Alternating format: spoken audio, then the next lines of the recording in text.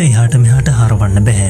දවස් ගාණක් තිස්සේ බෙල්ල කැක්කුමයි උරහිස් රිදෙනවා, කොන්දත් රිදෙනවා. මේ කතාව හැමෝම වගේ උදේ නැගිටින ගමන් කියන කතාවක්. ඒ නිසා මේක නිදි උලුක්කුවක් කියලාත් ඔයාට හිතෙන්න පුළුවන්. බෙල්ලේ කැක්කුම ඇතිවිය හැකි බරපතල හේතු මොනවාද කියලා අපි බලමු. ස්නායු රෝග නිසාත් බෙල්ලේ කැක්කුම වගේම හිස, අත්, පපුව, කොන්ද ආදී ප්‍රදේශ වේදනාවට පත් වෙනවා. ඒ වගේ අවස්ථාවකදී උදැසන අවදි වෙන විට බෙල්ලේ හෝ උරහිස් දෙපස තදබල වේදනාවක් ඇති වෙන්න පුළුවන්. කශේරුකාව ගෙවී යාමත් මෙවැනි තත්ත්වයන්ට හේතු වෙන්න පුළුවන්. ඊට අමතරව අත්වල ඇඟිලි හිරිපැටීමද සිදු වෙනවා. බර ඔසවන්නන්, දවසම පරිගණකයේ සමග වැඩ කරන අය, දවසේ වැඩි කාලයක් ක්‍රියා පදවන අය අතර මේ තත්ත්වය බහුලව දකින්න පුළුවන්. කැක්කුම් ඇති වූ මුල් දින 2-3 තුල අයිස්කට කිහිපයක් රෙදි කැබැල්ලක උතා ගෙල පෙදෙස හා උරහිස් තවන්න.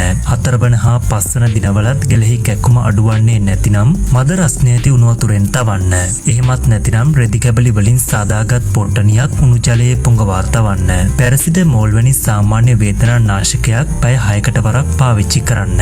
බෙල්ලේ අවට ප්‍රදේශයේ අසාමාන්‍ය ලෙස ගෙඩිවෙන ස්වභාවයක් තියෙනවා නම්, බෙල්ලේ කැක්කුම සමග ගිලීමේ අපහසුතා හෝ හුස්ම ගැනීමේ අපහසුතා තිබේ නම්, බෙල්ලේ කැක්කුම සමග අත්පා හිරිවැටීම සිදු වෙනවා නම්, උණත් සමග ඇතිවන තද හිසේ කැක්කුමක් ඇතනම්, බෙල්ලේ කැක්කුම සමග වමනය යාම, අත දිගේ ඇතිවන කැක්කුම, හුස්ම ගැනීමේ අපහසුව ඇති වෙනවා නම්, සාමාන්‍ය ප්‍රතිකර්ම හා සාමාන්‍ය වේදනා නාශක වලින් දින 10ක් 15ක් අතර කාලයකදී බෙල්ලේ කැක්කුම සුව නොවේ නම්, හැකි ඉක්මනින් වෛද්‍ය ප්‍රතිකාර ලබා ගන්න.